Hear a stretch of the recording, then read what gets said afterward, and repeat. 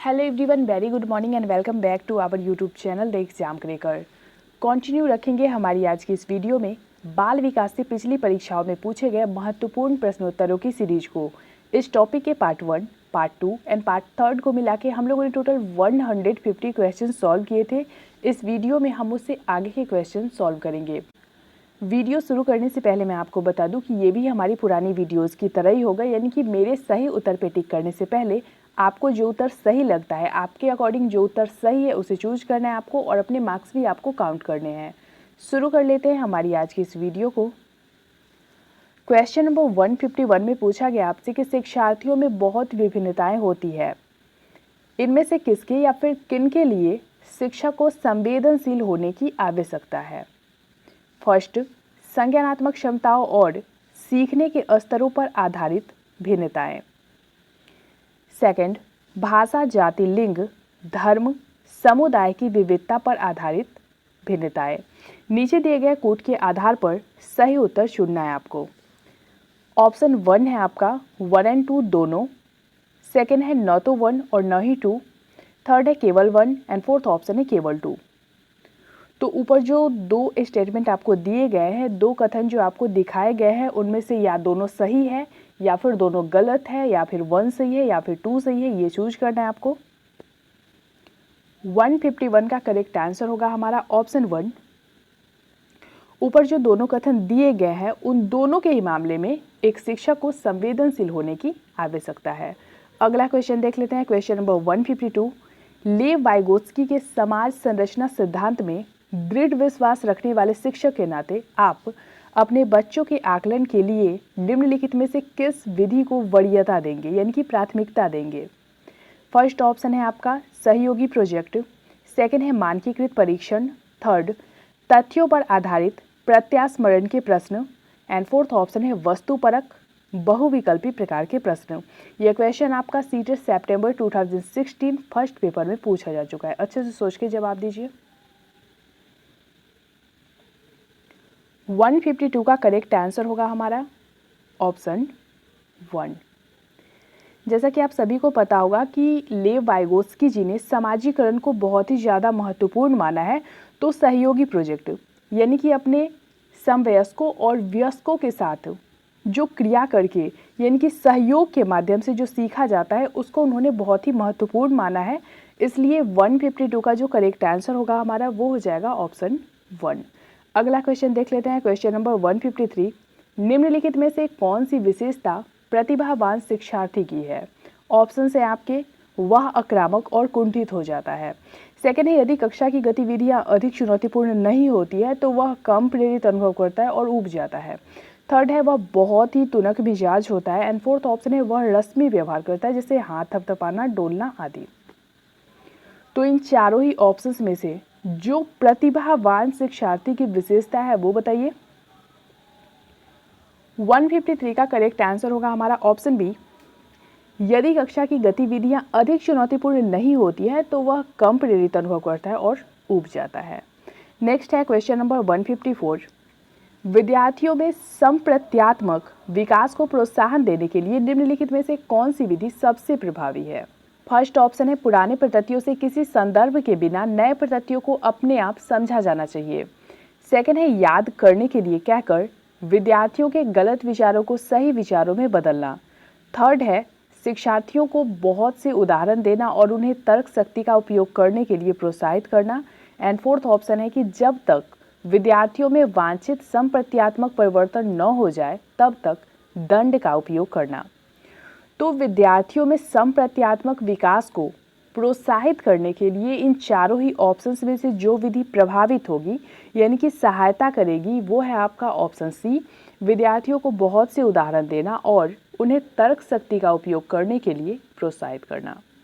Next है question number 155, विकास का सिर पदाभिमुख दिशा सिद्धांत व्याख्या करता है कि विकास इस प्रकार आगे बढ़ता है।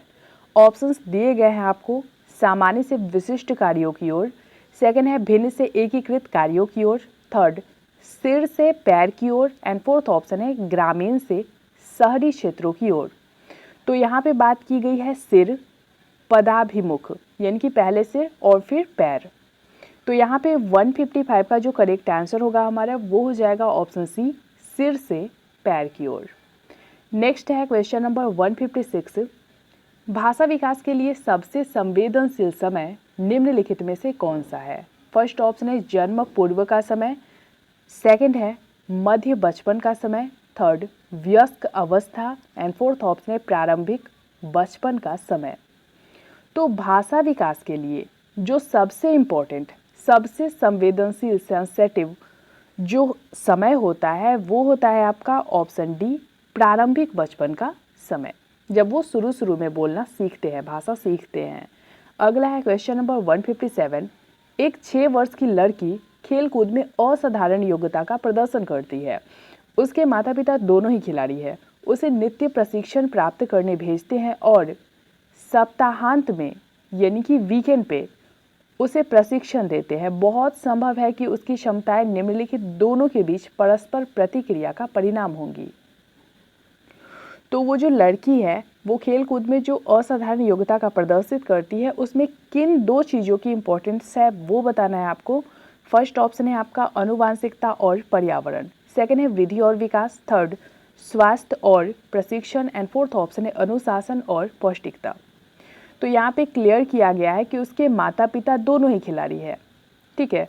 तो अनुवांशिकता तो है ही और उसके साथ ही उसको प्रशिक्षण प्राप्त करने के लिए भी भेजते हैं और उसको खुद गाइड भी करते हैं, यानी कि पर्यावरण का भी उसको योगदान मिलता है। तो 157 का जो करेक्ट आंसर होगा हमारा वो हो जाएगा ऑप्शन 1, अनुवांशिकता और वातावरण।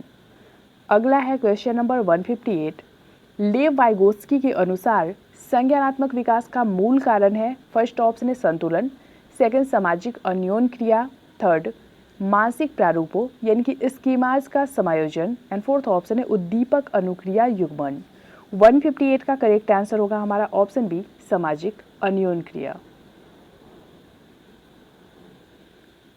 क्वेश्चन नंबर 159, किसी बच्चे का दिया गया विशिष्ट उत्तर कोहलबर्ग के नैतिक तर्क के सोपानों की विषय वस्तु के किस सोपान के अंतर्गत आएगा? यदि आप ईमानदार हैं तो आपके माता पिता आप पर गर्व करेंगे, इसलिए आपको ईमानदार रहना चाहिए। ऑप्शन है आपके दंड, आज्ञाकारिता अनुकूलन, सेकंड है सामाजिक संकुचन अनुकूलन, थर्ड है अच्छी लड़की अच्छा लड़का अनुकूलन एंड फोर्थ ऑप्शन है कानून और व्यवस्था अनुकूलन। 159 का करेक्ट आंसर होगा हमारा ऑप्शन सी, अच्छी लड़की अच्छा लड़का अनुकूलन। अगला क्वेश्चन देख लेते हैं, क्वेश्चन नंबर 160, जीन पियाजे के अनुसार अधिगम के लिए निम्नलिखित में से क्या आवश्यक है? फर्स्ट ऑप्शन है शिक्षार्थी के द्वारा पर्यावरण की सक्रिय खोजबीन, सेकंड है वयस्कों के व्यवहार का अवलोकन, थर्ड ईश्वरीय न्याय पर विश्वास एंड फोर्थ ऑप्शन है शिक्षकों और माता पिता द्वारा पुनर्बलन। 160 का करेक्ट आंसर होगा हमारा ऑप्शन 1, शिक्षार्थी के द्वारा पर्यावरण की सक्रिय खोजबीन। अगला क्वेश्चन देख लेते हैं, क्वेश्चन नंबर 161, जीन पियाजे के अनुसार प्रारूप यानी कि स्कीमा निर्माण वर्तमान योजनाओं के अनुरूप बनाने हेतु नवीन जानकारी में संशोधन और नवीन जानकारी के आधार पर पुरानी योजनाओं में संशोधन के परिणाम के रूप में घटित होता है। इन 2 प्रक्रियाओं को जाना जाता है। फर्स्ट ऑप्शन है आपका समायोजन और अनुकूलन के रूप में, सेकंड है समावेशन और अनुकूलन के रूप में, थर्ड है साम्यीकरण और संशोधन के रूप में एंड फोर्थ ऑप्शन है समावेशन और समायोजन के रूप में। 161 का करेक्ट आंसर होगा हमारा ऑप्शन डी, समावेशन और समायोजन के रूप में। नेक्स्ट है क्वेश्चन नंबर 162, कोई 5 साल की लड़की एक टी शर्ट को तय करते हुए अपने आप से बात करती है। लड़की द्वारा प्रदर्शित व्यवहार के संदर्भ में निम्नलिखित में से कौन सा कथन सही है? फर्स्ट ऑप्शन है जीन पियाजे और लेव वाइगोत्स्की इसकी व्याख्या बच्चे के विचारों की अहम केंद्रित प्रकृति के रूप में करेंगे, सेकंड है जीन पियाजे इसे अहम केंद्रित भाषा कहेंगे और लेव वाइगोत्स्की इसकी व्याख्या बच्चे के द्वारा निजी भाषा से अपनी क्रियाओं को नियमित करने के प्रयासों के रूप में कहेंगे। थर्ड ऑप्शन है जीन पियाजे इसकी व्याख्या सामाजिक अन्योन क्रिया के रूप में करेंगे और लेव वाइगोत्स्की इसे खोजबीन मानेंगे एंड फोर्थ ऑप्शन है जीन पियाजे और लेव वाइगोत्स्की इसकी व्याख्या बच्चे के द्वारा अपनी माँ के अनुकरण के रूप में करेंगे। तो यहाँ पे 162 का करेक्ट आंसर होगा हमारा ऑप्शन बी, जीन पियाजे इसे अहम केंद्रित मानेंगे, जबकि वाइगोत्स्की इसे निजी भाषा से अपनी क्रियाओं को नियमित करने के प्रयासों के रूप में बताएंगे। अगला है क्वेश्चन नंबर 163। कक्षा तक पहुंचने वाली बच्चों की भोली अवधारणाओं को जानना। फर्स्ट ऑप्शन है शिक्षक की योजना और शिक्षण में रुकावट बनता है। सेकंड है शिक्षक के हौसले को पस्त कर देता है क्योंकि इससे उनका कार्यभार बढ़ता है।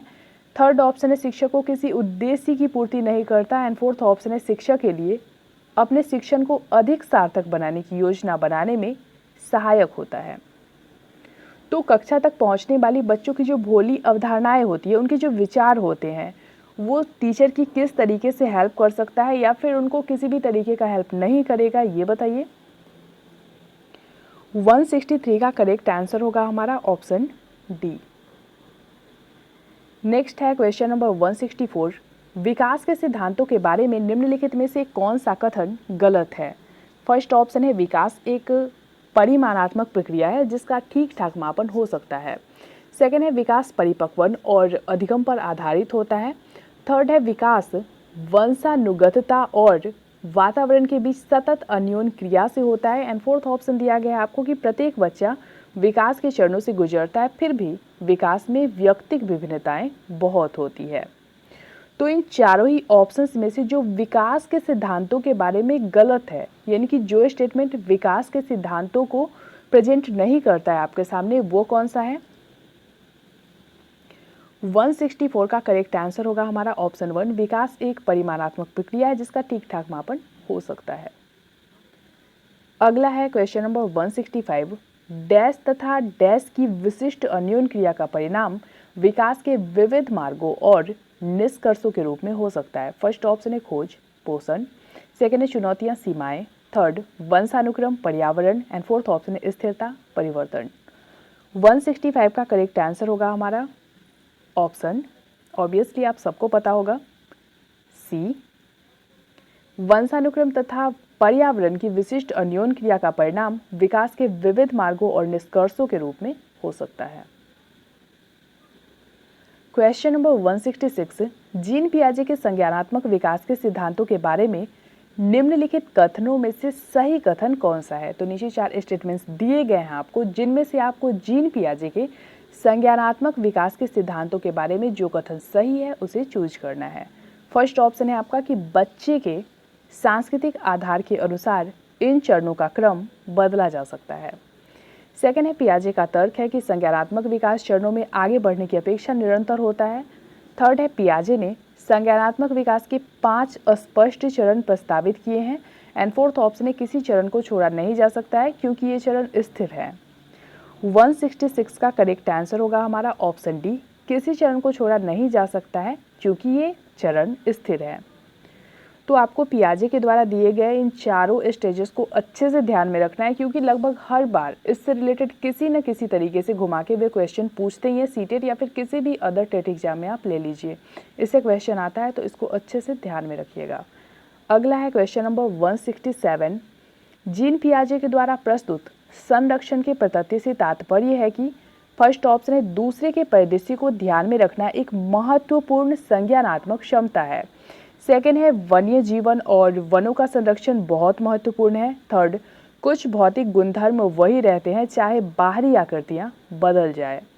फोर्थ ऑप्शन है आपका कि परिकल्पना पर विधिवत परीक्षण से सही निष्कर्ष पर पहुंचा जा सकता है। 167 का करेक्ट आंसर होगा हमारा ऑप्शन सी, कुछ भौतिक गुणधर्म वही रहते हैं चाहे बाहरी आकृतियां बदल जाए। अगला है क्वेश्चन नंबर 168। लेव वाइगोत्स्की के अनुसार फर्स्ट ऑप्शन है बच्चे भाषा अर्जन की एक युक्ति से कोई भाषा सीखते हैं। सेकेंड है वयस्कों और साथियों से अन्योन क्रिया करने का भाषा के विकास में कोई प्रभाव नहीं पड़ता। थर्ड है भाषिक विकास मानव चिंतन के स्वभाव को बदल देता है। एंड फोर्थ ऑप्शन है भाषिक विकास में संस्कृति की भूमिका बहुत कम होती है। तो यहाँ पे 168 का जो करेक्ट आंसर होगा हमारा वो हो जाएगा ऑप्शन सी, भाषिक विकास मानव चिंतन के स्वभाव को बदल देता है। अगला है क्वेश्चन नंबर 169। लॉरेंस कोहलबर्ग के नैतिक तर्क के सिद्धांत की अनेक बातों के लिए आलोचना की जाती है। इस आलोचना के संदर्भ में निम्नलिखित में से कौन सा कथन सही है। फर्स्ट ऑप्शन है कोहलबर्ग ने अपने अध्ययन को मूलतः पुरुषों के नमूनों पर आधारित रखा है। सेकंड है कोहलबर्ग ने नैतिक तर्क के प्रत्येक सोपान के लिए विशेष उत्तर नहीं दिया है। थर्ड है अपने सैद्धांतिक रूपरेखा पर पहुंचने के लिए कोहलबर्ग ने पियाजे के सिद्धांतों को दोहराया है। एंड फोर्थ ऑप्शन है कोहलबर्ग का सिद्धांत बच्चों के प्रत्युत्तरों पर ध्यान केंद्रित नहीं करता। तो जिसके कारण कोहलबर्ग के सिद्धांत की आलोचना होती है वो है आपका ऑप्शन 1, कोहलबर्ग ने अपने अध्ययन को मूलतः पुरुषों के नमूनों पर आधारित रखा है। अगला क्वेश्चन देख लेते हैं, क्वेश्चन नंबर 170। निम्नलिखित में से कौन सा कथन भाषा और विचार के बारे में पियाजे और वाइगोत्स्की के दृष्टिकोण का सही वर्णन करता है? ये क्वेश्चन बहुत ही ज़्यादा इंपॉर्टेंट है और सीटेट के साथ ही कई सारे टेट एग्जाम और शिक्षण से रिलेटेड एग्जाम्स में ये पूछे गए हैं, तो इसको बहुत ही अच्छे से ध्यान में रखिएगा। ऑप्शन से आपके दोनों भाषा को बच्चे के विचारों से जन्म लेती हुई मानते हैं। सेकेंड है वाइगोत्स्की के अनुसार पहले विचार जन्म लेता है और पियाजे के अनुसार भाषा का विचार पर भारी प्रभाव पड़ता है। थर्ड ऑप्शन है आपका कि पियाजे के अनुसार पहले विचार जन्म लेता है और वाइगोत्स्की के अनुसार भाषा का विचार पर भारी प्रभाव पड़ता है। एंड फोर्थ ऑप्शन है आपका कि दोनों मानते हैं कि बच्चे की भाषा से विचार जन्म लेते हैं। 170 का करेक्ट आंसर होगा हमारा ऑप्शन सी, पियाजे के अनुसार पहले विचार जन्म लेता है जबकि वाइगोत्स्की के अनुसार भाषा का विचार पर भारी प्रभाव पड़ता है। अगला है क्वेश्चन नंबर 171। विद्यालय यात्रा पर जाने के लिए पोती को अपने पिता से बहस करते हुए देखकर दादी कहती है कि तुम अच्छी लड़की की तरह आज्ञाकारी क्यों नहीं हो, तुम लड़कों की तरह व्यवहार करोगी तो तुमसे कौन शादी करेगा। यह कथन निम्नलिखित में से किसको प्रतिबिंबित करता है? तो ऑब्वियसली ये जेंडर पक्षपात को दर्शाता है। ऑप्शन देख लेते हैं हम। फर्स्ट ऑप्शन है आपका कि बच्चों के पालन पोषण में परिवार की कठिनाइयाँ। सेकंड है लिंग समरूपता। थर्ड है लड़कियों और लड़कों के स्वभाव के बारे में रूढ़िबद्ध धारणा। एंड फोर्थ ऑप्शन है कि लड़की के लिंग की गलत पहचान। तो ऑब्वियसली ये जेंडर पक्षपात से रिलेटेड क्वेश्चन है, तो यहाँ पे जो करेक्ट आंसर होगा आपका वो हो जाएगा ऑप्शन सी, लड़कियों और लड़कों के स्वभाव के बारे में रूढ़िबद्ध धारणा। यानी कि वो पहले से ही विचार बना के बैठ जाएंगे कि ये लड़की है तो ये कहीं घूम नहीं सकती, या फिर ये पायलट डॉक्टर इस तरीके से कुछ नहीं कर सकती, या फिर लड़कों की तरह से बिहेव भी नहीं कर सकती, और अगर ये लड़का है तो ये लड़कियों की तरह रो नहीं सकता। तो ऐसा नहीं है, लड़कों में भी इमोशंस होते हैं, वो भी रो सकते हैं, वो भी इमोशनल हो सकते हैं, और लड़कियां भी डॉक्टर पायलट या कुछ भी जो भी जिस चीज़ में भी उनका इंटरेस्ट हो वो बन सकती है। Question number 172। निम्नलिखित विकास के सिद्धांतों का मिलान कीजिए। तो यहाँ पे लेफ्ट साइड में आपको सिद्धांत दिए गए हैं जबकि राइट साइड में उसका वर्णन किया गया है, उसके बारे में थोड़ी डिटेल्स आपको दिए गए हैं जिससे आपको उन्हें मैच करना है। तो यहाँ फर्स्ट में ए में दिया गया है समीप दूराभिमुख दिशा, फिर है सिर पदाभिमुख दिशा, फिर है अंतःव्यक्तिक भिन्नताएं और फिर है अंतराव्यक्तिक भिन्नताएं। इसको मैच कर लेते हैं। तो यहाँ पे 1 का हो जाएगा आपका सिर दूराभिमुख दिशा, तो इसका हो जाएगा शरीर के केंद्र से बाहर की ओर। फिर है सिर पदाभिमुख दिशा, इसका हो जाएगा सिर से पैर का क्रम। फिर है अंतःव्यक्तिक भिन्नताएं, इसका हो जाएगा भिन्न बच्चे भिन्न भिन्न दर से बढ़ते हैं। और फिर लास्ट वाला जो है आपका अंतराव्यक्तिक भिन्नताएं, इसका हो जाएगा 3। किसी अकेले बच्चे में विकास की दर विकास के एक क्षेत्र की अपेक्षा दूसरी से भिन्न हो सकती है, यानी कि ऑप्शन 1 हमारा सही होगा। Question number 173। संज्ञान और संवेग के बारे में निम्नलिखित कथनों में से कौन सा कथन सही है? फर्स्ट ऑप्शन है संवेग संज्ञान को प्रभावित करते हैं किंतु संज्ञान संवेगों को प्रभावित नहीं करता। सेकेंड है संज्ञान और संवेग परस्पर जुड़े हैं और एक दूसरे को प्रभावित करते हैं। थर्ड है संज्ञान और संवेग एक दूसरे से स्वतंत्र प्रक्रियाएं हैं। एंड फोर्थ ऑप्शन दिया गया है आपको कि संज्ञान संवेगों को प्रभावित करता है किंतु संवेग संज्ञान को प्रभावित नहीं करता। तो इन चारों ही कथनों में से, इन चारों ही स्टेटमेंट्स में से जो आपको करेक्ट लगता है, जो सही है, उसे चूज करिए। 173 का करेक्ट आंसर होगा हमारा ऑप्शन बी, संज्ञान और संवेग परस्पर जुड़े हैं और एक दूसरे को प्रभावित करते हैं। अगला है क्वेश्चन नंबर 174। मानसिक वृद्धि एवं विकास निम्न में से किस कारक द्वारा नियंत्रित है? फर्स्ट ऑप्शन है अनुवांशिकता, सेकेंड है अनुवांशिकता एवं पर्यावरण कारक, थर्ड केवल पर्यावरण कारक एंड फोर्थ ऑप्शन है इनमें से कोई नहीं। 174 का करेक्ट आंसर होगा हमारा ऑप्शन बी, मानसिक वृद्धि एवं विकास, अनुवांशिकता और पर्यावरण दोनों ही इनके लिए इंपॉर्टेंट है और ये दोनों के द्वारा ही नियंत्रित होते हैं। नेक्स्ट है क्वेश्चन नंबर 175, निम्नलिखित में से कौन सा उत्तर बाल्यावस्था का लक्षण है? फर्स्ट हठी, सेकंड समय की संकल्पना, थर्ड सामाजिक संकल्पना एंड फोर्थ ऑप्शन है वीर पूजा। 175 का करेक्ट आंसर होगा हमारा ऑप्शन वन हठी। क्वेश्चन नंबर 176, निम्नलिखित में से कौन सा कथन सही नहीं है? फर्स्ट ऑप्शन है आपका वृद्धि एवं विकास दो अलग आयाम है एंड फोर्थ ऑप्शन है वृद्धि जीवन पर्यंत चलती है। तो ऑब्वियसली वृद्धि जो है वो जीवन पर्यंत चलती है, इसलिए 176 का जो करेक्ट आंसर होगा हमारा वो हो जाएगा ऑप्शन बी। क्वेश्चन नंबर 177, बालकों में व्यक्तिगत भिन्नता के लिए निम्न में से कौन सा कारक जिम्मेदार है? फर्स्ट ऑप्शन है माता पिता की मनोवृत्ति, सेकेंड है बुद्धि, थर्ड नस्ल एंड फोर्थ ऑप्शन है स्थान। तो बच्चों में जो व्यक्तिगत विभिन्नताएं होती है उसके लिए जो कारक जिम्मेदार है वो है आपका ऑप्शन वन माता पिता की मनोवृत्ति। यहाँ पे यदि पर्यावरण भी होता तो वो दोनों एक साथ होता, यानी कि अनुवांशिकता और वातावरण दोनों एक साथ आते, लेकिन यहाँ पे इस तरीके का कोई भी ऑप्शन नहीं दिया गया है, इसलिए माता पिता की मनोवृत्ति जो है वो व्यक्तिगत विभिन्नता के लिए जिम्मेदार मानी जाएगी। अगला है क्वेश्चन नंबर 178, निम्नलिखित में से कौन सा सही है? फर्स्ट ऑप्शन है परिपक्वता में अभ्यास का महत्व होता है, सेकेंड है परिपक्वता एक शारीरिक क्रिया है, थर्ड परिपक्वता मृत्यु पर्यंत चलती है एंड फोर्थ ऑप्शन है परिपक्वता में केवल मात्रात्मक बदलाव सम्मिलित होते हैं। 178 का करेक्ट आंसर होगा हमारा ऑप्शन वन परिपक्वता में अभ्यास का महत्व होता है। यानी कि आपको किसी भी चीज़ में परिपक्व होने के लिए प्रैक्टिस करनी पड़ेगी, अभ्यास करना पड़ेगा, फिर ही आप किसी भी चीज़ में परिपक्व हो पाएंगे। अगला है क्वेश्चन नंबर 179, जीन पियाजे ने संज्ञानात्मक विकास की कितनी अवस्थाओं की व्याख्या की है? फर्स्ट ऑप्शन दिया गया है आपको 8 अवस्थाएं, सेकेंड है 5 अवस्थाएं, थर्ड 6 अवस्थाएं एंड फोर्थ ऑप्शन है 4 अवस्थाएं। तो जैसा कि आप सभी को पता होगा कि जीन पियाजे जी ने संज्ञानात्मक विकास के 4 स्टेजेस दिए हैं, संवेदी प्रेरक अवस्था या फिर इंद्रिय ग्रामक अवस्था, पूर्व संक्रियात्मक अवस्था, मूर्त संक्रियात्मक अवस्था और फिर अमूर्त संक्रियात्मक अवस्था, या फिर उसे आप औपचारिक संक्रियात्मक अवस्था के नाम से भी जानते हैं। यानी कि ऑप्शन डी हमारा सही होगा यहाँ पर।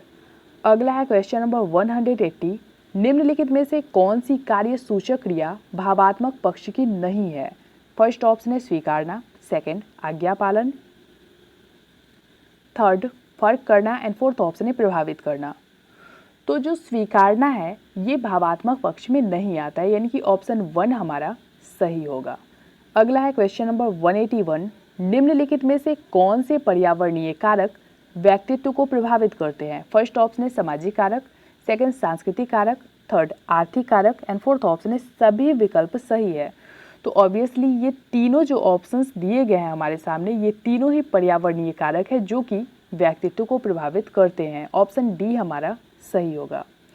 अगला है क्वेश्चन नंबर 182, निम्नलिखित में से कौन सा आयाम मानसिक विकास के तहत आता है? फर्स्ट ऑप्शन है भाषा, सेकंड आकार, third Anurag and fourth option है ईमानदारी। 182 का करेक्ट आंसर होगा हमारा ऑप्शन वन भाषा। अगला है क्वेश्चन नंबर 183, निम्न में से किसे व्यक्तित्व की नैतिकता वाली भुजा कहेंगे? फर्स्ट ऑप्शन है उपाह यानी कि इड, सेकंड आत्मा ईगो, थर्ड परा super ego and fourth option है इड तथा सुपर ईगो। 183 का करेक्ट आंसर होगा हमारा ऑप्शन सी परा यानी कि सुपर ईगो। अगला है क्वेश्चन नंबर 184, सामान्य संयुक्त कोशिका में गुण सूत्रों के जोड़े होते हैं। काफ़ी इंपॉर्टेंट क्वेश्चन है, सीटेट में भी पूछ चुका है। ऑप्शन है आपके 22, सेकंड 23, थर्ड ऑप्शन है आपका 24 एंड फोर्थ ऑप्शन है उपर्युक्त में से कोई नहीं। तो सामान्य संयुक्त कोशिका में गुण सूत्रों के जोड़े जो होते हैं वो 23 होते हैं, 23 होते हैं। ऑप्शन बी हमारा सही होगा। अगला क्वेश्चन देखेंगे, क्वेश्चन नंबर 185, गोल्डमैन निम्न में से किससे संबंधित है? फर्स्ट ऑप्शन है सामाजिक बुद्धि, सेकंड संवेगात्मक बुद्धि, थर्ड आध्यात्मिक बुद्धि एंड फोर्थ ऑप्शन है सामान्य बुद्धि। 185 का करेक्ट आंसर हो जाएगा हमारा ऑप्शन बी, संवेगात्मक बुद्धि। अगला क्वेश्चन देख लेते हैं, क्वेश्चन नंबर 186, निम्न में से कौन सा विकास का सिद्धांत नहीं है? फर्स्ट ऑप्शन दिया गया है आपको अनुकूलित प्रत्यावर्तन सिद्धांत, सेकंड निरंतर विकास का सिद्धांत, थर्ड परस्पर संबंध का सिद्धांत एंड फोर्थ ऑप्शन है समान प्रतिमान का सिद्धांत। तो इन चारों सिद्धांतों में से जो विकास के सिद्धांतों में नहीं आता वो है आपका ऑप्शन 1, अनुकूलित प्रत्यावर्तन का सिद्धांत। क्वेश्चन नंबर 187, विकास के परिणाम स्वरूप नवीन विशेषताएं और नवीन योग्यताएं प्रकट होती है, यह कथन किसने दिया है? फर्स्ट ऑप्शन है आपका Gesell, second Hurlock, third Meredith and fourth option है डगलस और हॉलैंड। 187 का करेक्ट आंसर होगा हमारा ऑप्शन 1, गैसेल। अगला है क्वेश्चन नंबर 188, ग्रंथियों के आधार पर व्यक्तित्व के विभिन्न प्रकारों की चर्चा किसने की है? फर्स्ट ऑप्शन है Kretschmer, second Jung, third Cannon and fourth option है स्प्रेंजर। 188 का करेक्ट आंसर होगा हमारा ऑप्शन 1, ग्रंथियों के आधार पर व्यक्तित्व के विभिन्न प्रकारों की चर्चा क्रेस्मर ने की है। अगला है क्वेश्चन नंबर 189, अंतर्मुखी व्यक्तित्व एवं बहिर्मुखी व्यक्तित्व का वर्गीकरण किसने किया है? फर्स्ट ऑप्शन है फ्रायड, सेकंड युंग, थर्ड मन एंड फोर्थ ऑप्शन है ऑलपोर्ट। 189 का करेक्ट आंसर होगा हमारा ऑप्शन बी, युंग। अगला है क्वेश्चन नंबर 190, बच्चों के सामाजिक विकास को प्रभावित करने वाले कारक हैं। फर्स्ट ऑप्शन है आर्थिक तत्व, सेकंड सामाजिक परिवेशजन्य तत्व, थर्ड शारीरिक तत्व एंड फोर्थ ऑप्शन है वंशानुगत तत्व। तो यहाँ पे क्लियर बात की गई है कि सामाजिक विकास को प्रभावित करने वाले कारक। 190 का करेक्ट आंसर होगा हमारा ऑप्शन बी, सामाजिक परिवेशजन्य तत्व। नेक्स्ट है क्वेश्चन नंबर 191, निम्नलिखित में से कौन सा शारीरिक विकास का एक प्रमुख नियम है? फर्स्ट ऑप्शन है मानसिक विकास से भिन्नता का नियम, सेकंड अनियमित विकास का नियम, थर्ड द्रुतगामी विकास का नियम एंड फोर्थ ऑप्शन है कल्पना और संवेगात्मक विकास से संबंध का नियम। 191 का करेक्ट आंसर होगा हमारा ऑप्शन सी, द्रुतगामी विकास का नियम। अगला है क्वेश्चन नंबर 192, विद्रोह की भावना की प्रवृत्ति निम्न में से किस अवस्था से संबंधित है? फर्स्ट ऑप्शन है बाल्यावस्था, सेकंड शैशवावस्था, थर्ड पूर्व किशोरावस्था एंड फोर्थ ऑप्शन है मध्य किशोरावस्था। तो विद्रोह की भावना की जो प्रवृत्ति होती है वो पूर्व किशोरावस्था से संबंधित है। तो फ्रेंड्स, इस वीडियो में हमने बाल विकास से पिछली परीक्षाओं में पूछे गए महत्वपूर्ण प्रश्नोत्तरों को देखा। आपको ये वीडियो कैसी लगी लाइक कमेंट के थ्रू जरूर बताइएगा और शेयर भी जरूर करिएगा अपने फ्रेंड्स के साथ। मिलते हैं हमारे नए वीडियो में, तब तक के लिए पढ़ते रहिए, बढ़ते रहिए।